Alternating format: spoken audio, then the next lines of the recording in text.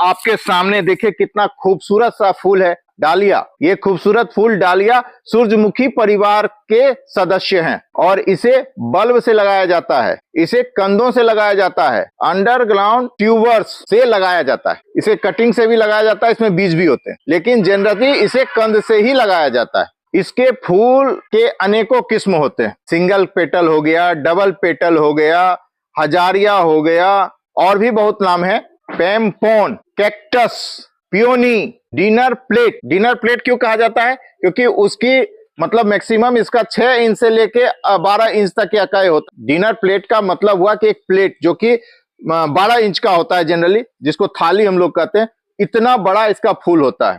तो ये आप देख रहे हैं 6 इंच, ये आप यहाँ पर आप देख लीजिए कि ये इसको जनरली 6 इंच मानते हैं, तो 6 इंच का हो गया ये गोलाई में। ये आपका 8 इंच का हो गया, इसके इधर भी आपका 8 इंच का होता है। तो ये जनरली बहुत ही कोमल होता है और इसको संभालने के लिए आपको डंडे का सहारा लेना पड़ेगा, कोई स्टिक का सहारा लेना पड़ेगा। वो आप देखिएगा, हम अभी अब नीचे करके दिखाते हैं, आप देखिएगा कि इसको कितना सहारा की जरूरत पड़ती है। ये आप देख रहे हैं, ये पूरी तरह से इसको डंडों से बांधा गया है। आप यहां भी देखिए,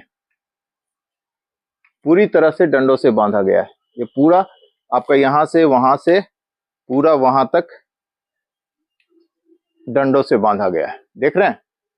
तो ये अगर डंडों से नहीं बांधा जाता तो ये गिर जाता, टूट जाता, उसके बाद किसी काम का नहीं रहता। इसका मूल निवास जो है ना मेक्सिको का है और मध्य अमेरिका में पाया जाता है। नीले रंग का छोड़ के इसमें हर कलर मिलेगा आपको, एक नीला कलर नहीं होता है। तो ये नीले रंग का अब तक नहीं हुआ है, नीले रंग के अलावा इसमें और सब कलर हो गए हैं।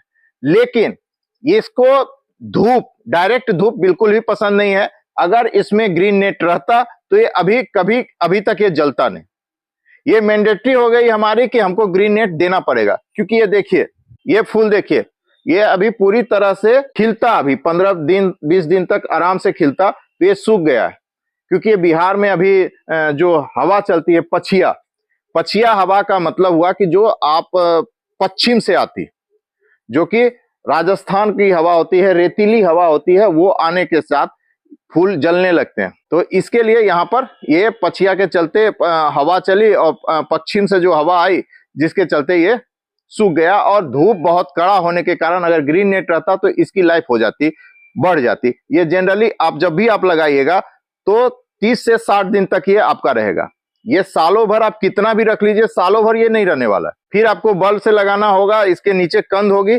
जब ये सूख जाए, जो कि कहने में भी बहुत बुरा लगता है, कितना खिला हुआ है और इसको आप कहिए कि सूख जाए, तो सूख जाए तो इसके नीचे कंद होती है, कंद को आप सेव कर लीजिएगा। सेव करने के बाद अक्टूबर में लगा दीजिएगा और नवंबर दिसंबर तक ये खिल जाएगा।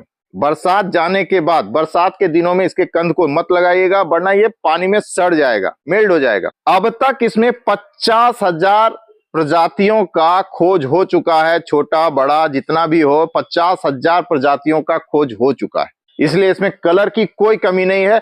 मल्टी कलर भी इसमें आते हैं, एक ही फूल में 2-3 कलर भी आपको मिल जाएंगे। मैंने पहले भी कहा था कि ट्यूब से लगाना बहुत आसान होता है, मैंने बहुत बार लगाया है, लेकिन इसको कटिंग और बीज से भी लगाया जाता है। और सूरजमुखी परिवार का होने के कारण, सूरजमुखी परिवार के सदस्य, सूरजमुखी को हमेशा बीज से ही लगाया जाता है और उसी के सदस्य होने के कारण इसको बहुत आसानी से लगाया जा सकता है बीजों से। इसलिए आप इसको जब भी आप नर्सरी जाइएगा, अक्टूबर में जाइएगा, 10 से 15 रुपया में आपको मिल जाएगा। और इसकी वेराइटी पर भी डिपेंड करता है कि बड़ा छोटा जो भी हो, उस वेराइटी पर डिपेंड करता है। लेकिन अगर खिला हुआ लेने जाइएगा तो 100 रुपया से कम में नहीं देगा। लेकिन उस 15 रुपया को आपको लाने पर, जमीन में आप जहां लगा रहे हैं, को गाय के गोबर, नीम की खल्ली, सरसों की खल्ली देते रहिए, कोई जरूरत नहीं है जमीन में। लेकिन अगर आप गमले में लगा रहे हैं, जहां तक गमले की मिट्टी की बात है, उसमें आप अगर ऐसा मिट्टी बनाए जो कि ट्यूब बनाता है, बल बनाता है, कंद बनाता है, तो इसकी हल्की मिट्टी होनी चाहिए। हल्की मिट्टी होने के लिए आपको 40% आप अगर गोबर का खाद या वर्मी कंपोस्ट देते हैं तो सबसे अच्छा होगा। 20% उसमें आप लीफ खाद दीजिए तो 60 हो गया, और उसमें 40% आप मिट्टी दे दीजिए या 30% मिट्टी दे दीजिए, और गोबर को बढ़ा दीजिए, गोबर खाद को बढ़ा दीजिए या लीफ खाद को बढ़ा दीजिए। ये 3 चीज आप देने के बाद नीम की खल्ली और 1 चम्मच सरसों की खल्ली, अगर आपका 10 इंच का गमला है तो 1 चम्मच काफी है। और जैसे ही बड़ा हो जाए तो 6-7 दिन पर पानी में 1 चम्मच आप सरसों की खल्ली देके पानी पे दीजिएगा, जड़ों में दीजिएगा, पत्तों पे मत दीजिएगा। पत्तों पर देने के बाद वायरस होगी और वो पत्ते गलने लगेंगे, इसलिए जड़ों पर दीजिएगा पानी। हर 6-7 दिन पर गमले में दे रहे हैं तो, और अगर जमीन में दे रहे हैं तो 10 लीटर में 100 ग्राम ये आप दीजिए और ड्रेनेज अच्छा रखिए, आपका बहुत अच्छा होगा, बहुत अच्छे ढंग से चलेगा। और मैं आपको एक ओवरव्यू देता हूं डालिया का। ये देखिए ओवरव्यू कितना सुंदर और कितना प्यारा है। ये कहावत है कि जो बड़े होते हैं ना वो अपने आप को छिपा लेते हैं, और ये देखिए भाई साहब को, देख रहे हैं, ये 8 इंच का है और अपने आप को छिपाए हुए है, क्योंकि बड़प्पन का ये उदाहरण आप नेचर से भी पा सकते हैं। कलर की कोई कमी नहीं है। ये देखिए डीप रेड, ब्लड रेड से भी ज्यादा रेड है ये। इसकी साइज देखिए भाई साहब। यही हुआ कि ये देखिए इसमें डंडी ना होने के कारण जहां तक ये बर्दाश्त कर पाया ठीक है, लेकिन वजन ज्यादा होने के कारण ये टूट गया। देख रहे हैं, नहीं तो ये इसी की तरह खिला हुआ रहता। तो इसलिए आपको ध्यान देना पड़ेगा। देखते हैं ये यहां से टूट गया, तो जिस हिसाब से लंबाई है उस हिसाब से स्टिक देना पड़ेगा। और हम लोग यहाँ कुछ दिन तक नहीं रहे और वो फूल का भार ही नहीं सह पाया, इसलिए टूट गया। तो इस बात का ध्यान रखिएगा। और ये देखिए यहाँ पर भी सेम वही हुआ है, सेम वही चीज हुआ है। ये डंडा बड़ा नहीं होने के कारण, स्टिक बड़ा नहीं होने के कारण हमारा पौधा टूट गया है। फूल टूट गया है, क्योंकि ये स्टिक बड़ा हो गया।